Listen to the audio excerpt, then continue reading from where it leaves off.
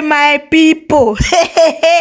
No be small something, my people. Wahala dey. As I dey talk to Nana, Peter B don't fall out. He don't bust come out to can't respond to all those pastors when they give prophecy, even fake. He don't come out to can't respond to them. No be small something. As I cross this one, my people, I was choctolize. I make like idodomido. No be small something. May not come be say I too talk for inside this video. Make una listen to Peter Obi. In their last election, 67% participated, over 600 million. Which, if you look at our 24 million, that's 25 times our size. Yet the infractions were less than 5%. In our own, opposite is the case. However, my appeal to Nigerians is to remain, to my obedient family, to Nigerians is to remain calm, remain prayerful for our country, Nigeria. We have no other country except this one. And we will go through all legal, peaceful means to bring a new Nigeria, where everybody will be happy and proud to say, I'm a Nigerian. All right, I'm glad you talk about to remain prayerful and to remain calm. And the reason I say this is that some prominent Nigerians, church leaders, traditional rulers, and high net worth stakeholders are saying that though there are several infractions, the outcome of the election is the way God wants it, and it should be allowed. So on one hand, you are saying remain prayerful and calm, but we'll still go to court. Others are saying for the peace of Nigeria, remain prayerful, calm, and accept this as God's will. What do you have to say to that? Well, I'm very respectful to prominent Nigerians, especially church leaders, traditional rulers, and all that. And I remain very respectful to them. And I think they should be respected for what they represent in our society. But I disagree with them. What they're actually preaching is the problem of Nigeria. The problem of Nigeria is accepting wrongdoing, accepting what is unacceptable. That is using God's name in vain. That's not what God said. God said, do not use my name in vain. So what they're saying is not God's wish. It is not God's plan for Nigeria. So why don't we accept that the 133 million Nigerians who are poor is God's wish? Why don't we accept that 95 million Nigerians living in absolute poverty is God's wish? It is God's wish that you don't have electricity. It is God's wish that our children are kidnapped. It is God's wish that we have collapsed primary health care, leading us to be the country with the highest infant mortality. It is everything happening is God's way. That's not what God says. No. God's wish is when you do the right thing. And in the end, it is not.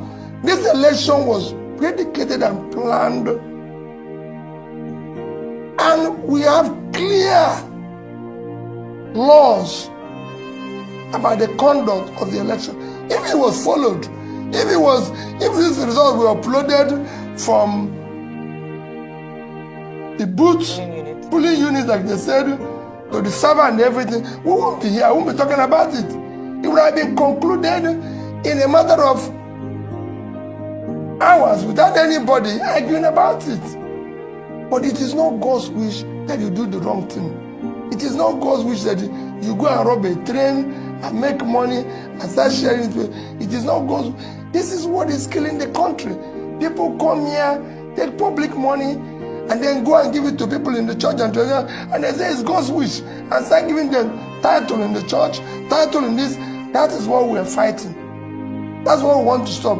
We want God's wish to be truly God's wish. And that is when we do the right things and God gives his blessing. What we are doing now is why they come. What do you tell the young ones growing up? That is God's wish that you steal? That is God's wish that you conduct a wrong election? So tell me the difference between those of us who are doing this and the armed robbers. What is the difference between us and the trained robbers? Let's be sincere with ourselves. That's why it's God's wish that somebody came to your station and said he knows a governor who have 22 billion naira stacked, and nobody's asking about him. But we are stopping young people who are carrying computer and questioning them and calling them names. That's not God's wish. God wishes us something better. What I want is God to allow us to do the right things so we can start building a better country for our children. All right. So there are several, messaging and news going on around that INEC is not allowing your legal team to inspect the materials used, for the election. What's going to be your next action as regards this? Well, INEC is a public institution sustained by taxpayers' money, including you and me. And I believe there's law about public institutions. If there's anything, they should be open because they conducted the election. It's that everywhere. If you do something and people are not satisfied, it's for you to open up yourself. This is not the first time I'm going to court with INEC. Since 2003, I would say several times, I've had to challenge INEC result. Remember that I'm the first governor in this country to come through the process of court by being in court for 3 years.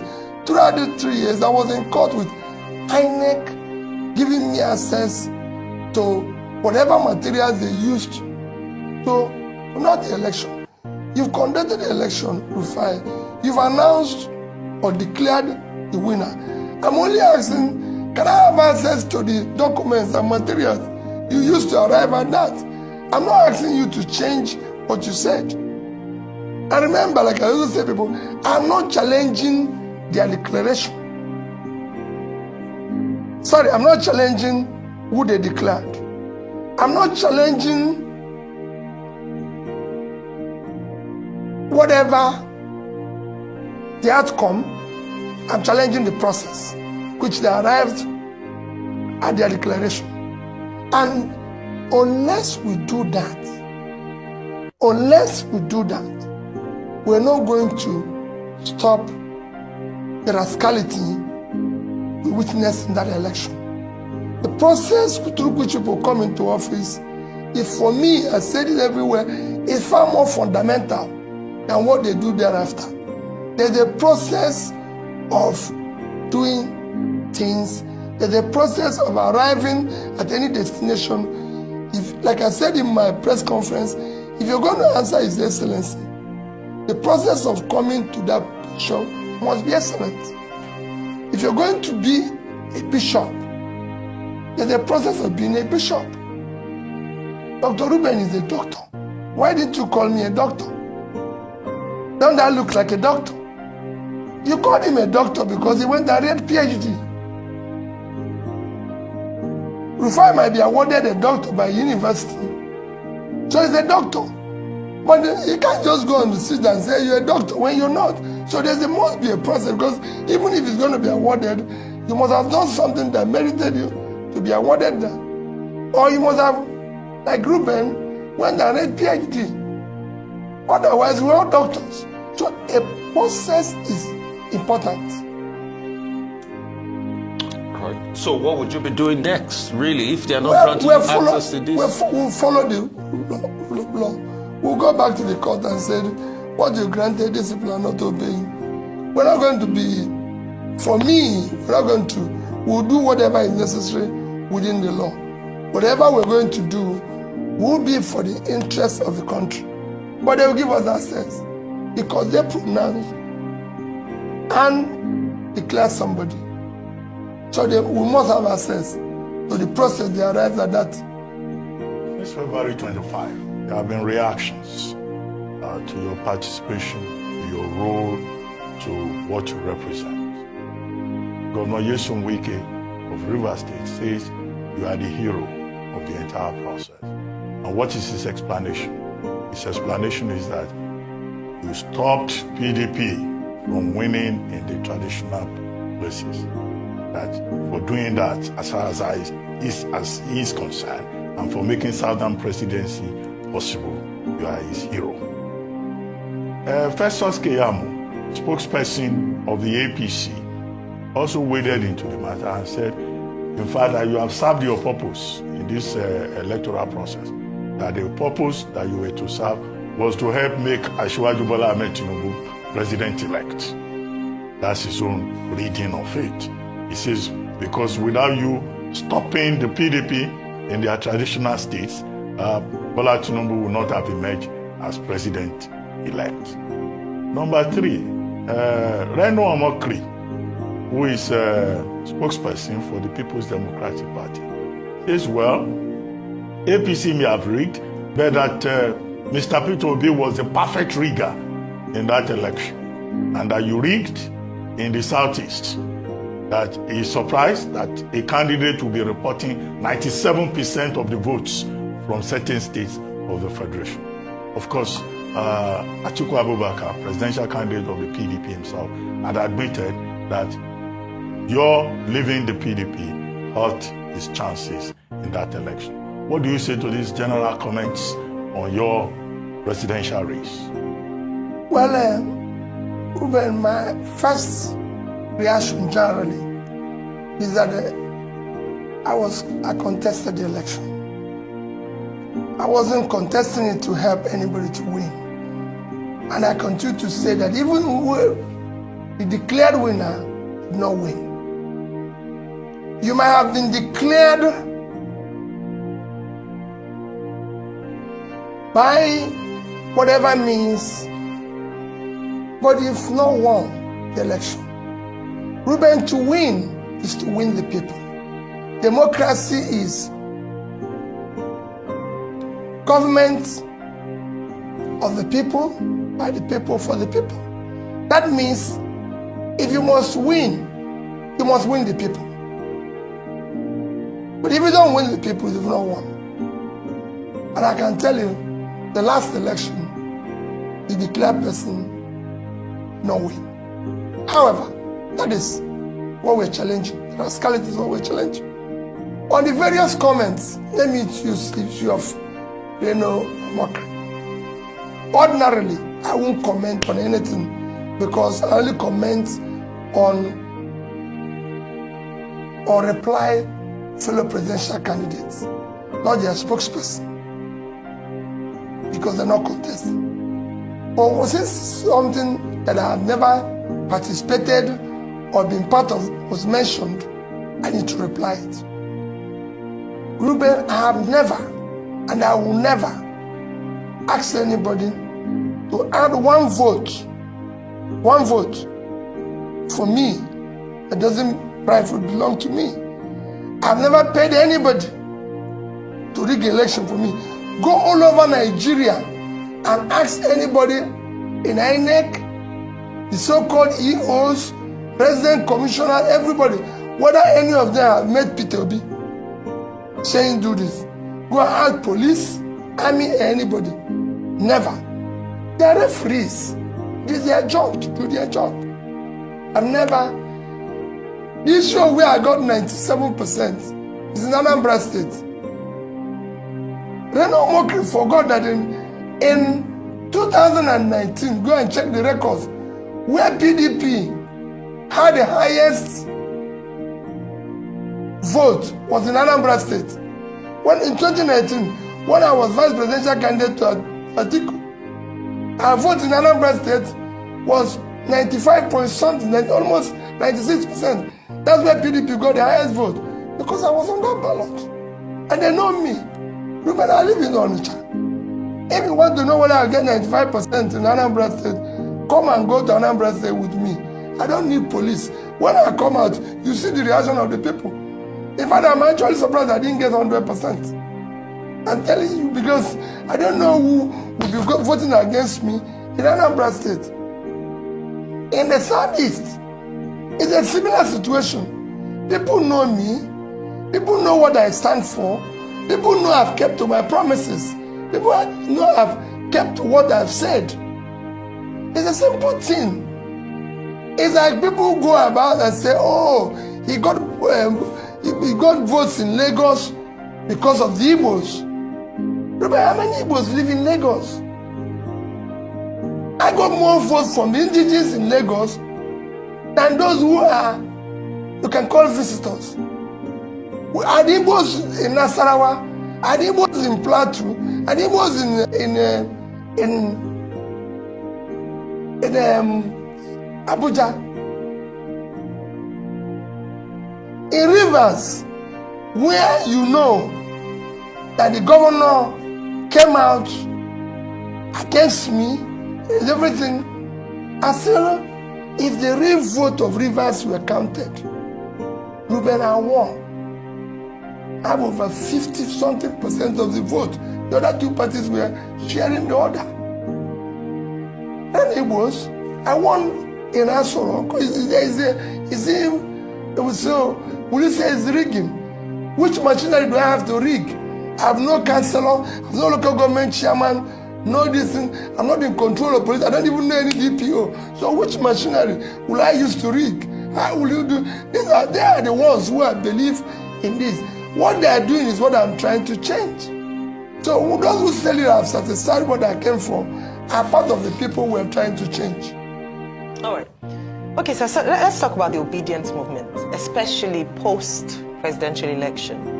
Now, what some of your candidates under the Labour Party umbrella vying for governorship, of the role of governor, is coming under that umbrella of the obedient movement. And some people have said that, say what you may about the presidential elections, something has changed, something has happened, there's a force.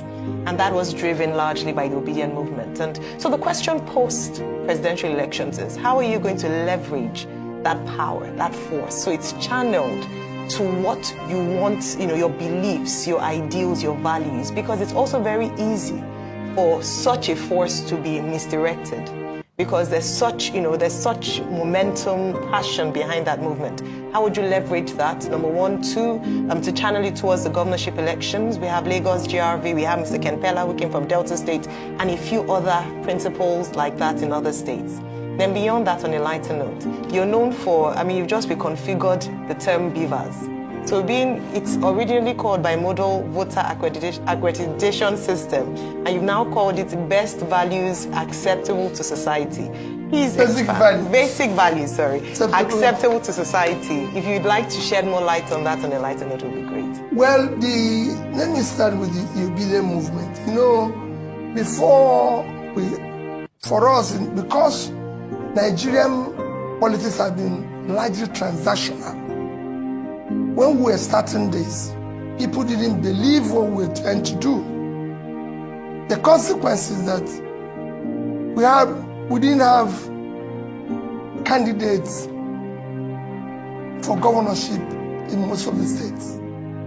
Because being a transitional thing, people who like to be where things are being shared.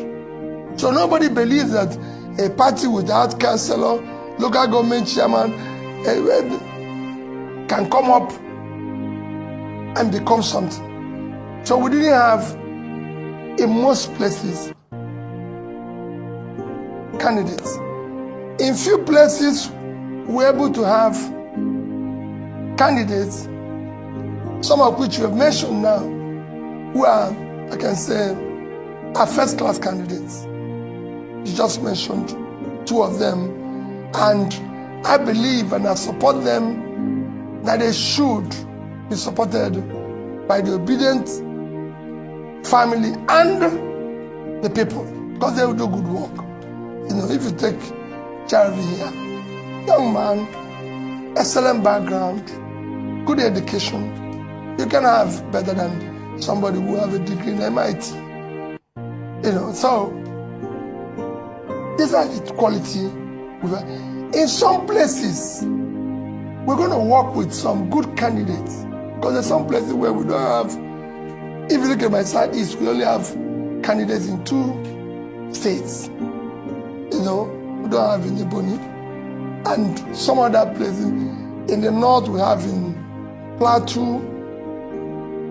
We don't have in Zamfara. So there's places.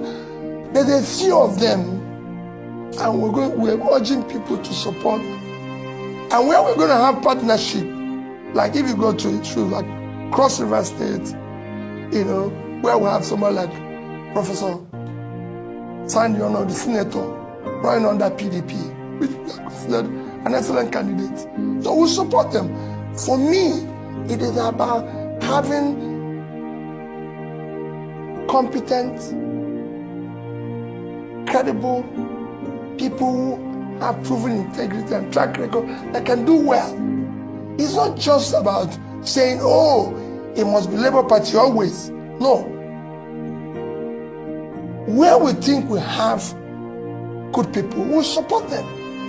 And I'm supporting them. Where we think we have somebody better. And the same thing is not that preaching people.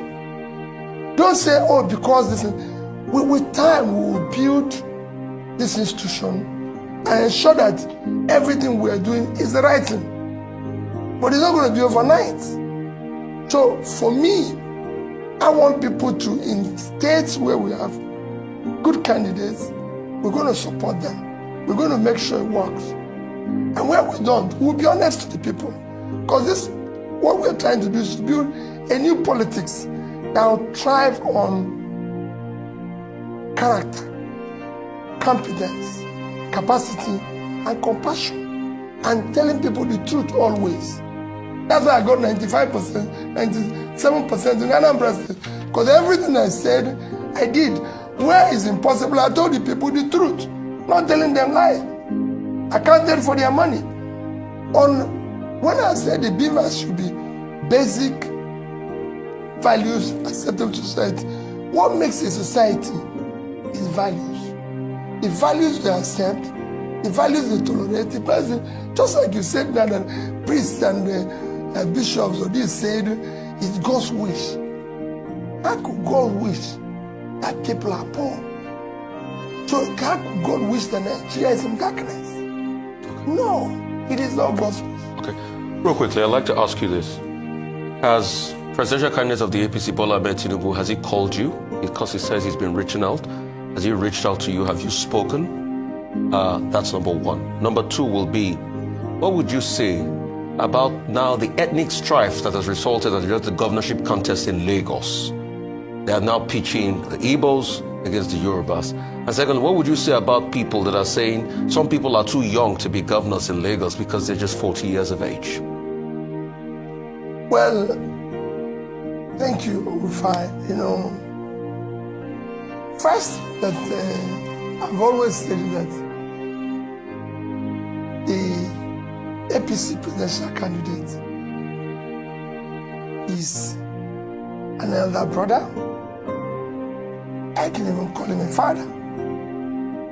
And I have all respect for him and everything. I've not been opportune to speak with him. You know, I don't have any issue with him.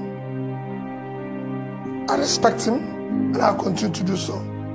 I'm only challenging the process in which he was declared winner. Because that process is wrong. And that process must be corrected. I believe that the things must be done rightly. We must follow the law, rule of law. We must have a society where things are done in a decent, organized manner. Especially as we're trying to build this new nation that will be exemplary and the world will take us serious and respect us. Number two is that what you see as ethnic strife is just people trying to hide under what does not exist to cause confusion. There's no such. The vote that got in Lagos, I said it earlier without knowing you were going to say, got across everybody in Lagos from the, call it Yorubas, Igbos, Hausas, Jijons, any of the tribes that reside in Lagos voted for me. I can tell you that I have a lot of people who I know have truly, who are actually supporting me 24 hours. And it shouldn't be. In 2003, Obasanjo got over 90% of the votes in the entire Southeast. That's why the fact that our own revered leader, Ojukwu, was contesting. Nobody shouted at anybody. Nobody said, I won't do business with the Yorubas or with the Northerners or with anybody. He failed in the Yoruba land. But we gave him more votes in the Southeast, even when our own revered leader was contesting. Nobody quarreled with it. We have Yoruba people who live in the East. Don't think that it's only here. I can tell you in Onitsha, where I live, 2 prominent people that I deal with are completely from the Southwest. And they were there. Nobody had asked them. There were people doing their business who have the material right to vote whoever they want. And I can go back to history. In 2011, we voted for Jonathan. He got more votes in the Southeast than he got in South-South. When Abiola contested the election, he had more votes in the Southeast. Even when his vice presidential candidate is Muslim from Kanu, and from I don't know where Kingi became again, maybe from the north. When Tofa had an Igbo man as vice presidential candidate, a respected Igbo man, yet Abiola won. And when that election was annulled, go and check the principal and people who actually lost more in Nedeko. It is the Igbos. We lost more in Nedeko. It is the Rafobias of this whose business were ruined. Go and check it.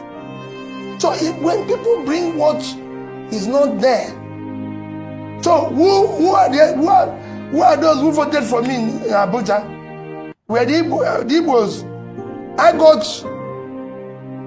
Nobody got 25% in Abuja among the 2 parties. Is it the Igbos who voted for me in Jos, in Plateau? Is it the ones in Nasarawa? Is it the Igbos in occupying Nasarawa? The governor of Nasarawa said I won't get 10% of the votes in Nasarawa. The governor of Kaduna said I won't get 2,000 in Nasarawa. In Kaduna, I got 300,000. So let us not.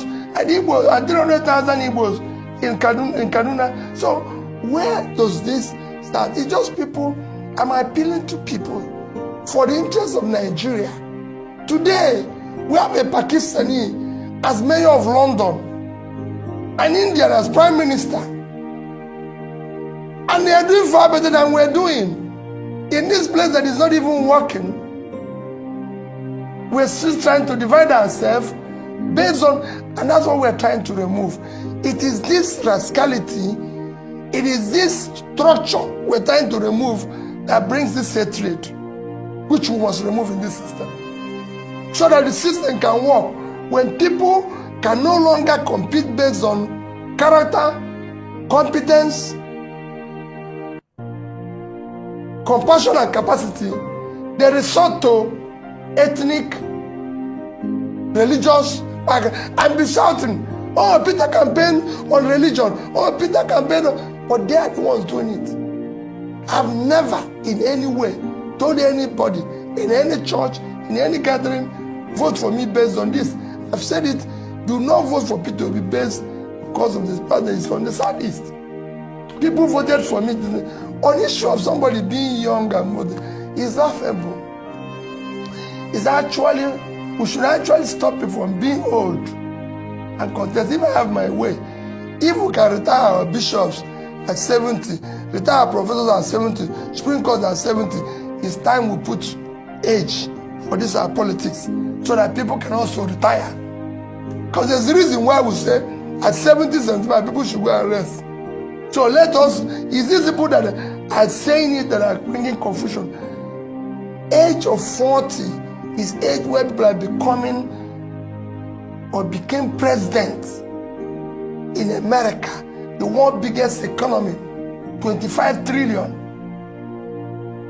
and you're just 400 billion, and you're talking about age. That is the right age, the right background, the right education.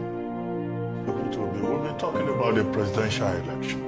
But your party, despite the criticism that you had no structure, you had no representation in the National Assembly, ended up getting into the National Assembly. 6 seats in the Senate, 34 in the House of Representatives. I would like you to comment on that. And then second, this issue of INEC not allowing you access to inspect election materials. Now, Yusuf Tanko, the chief spokesperson of your party, has now served notice that INEC was duly served a CTC copy of the court order on March 3. INEC was reminded on March 6, and that the only option now available to the Labour Party is to picket to INEC offices nationwide in a peaceful protest, he says. It has also occurred to the party to seek the option of going back to court to make it clear to court that INEC is guilty of contempt, is contemptuous of the court order, or the only measure you want to adopt is that of the peaceful street protest to INEC offices. Those two issues. Thank you, Dr. Abati. We will apply both. Because you have a situation where you cannot even match. You know, INEC is an institution backed by law. The court have given an order, a ruling. They are not obeying it. Where do we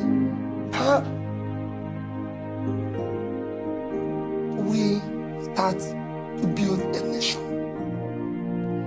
The most important ingredients of what makes a nation is the rule of law. And I've said it when I was campaigning, that we must govern by rule of law.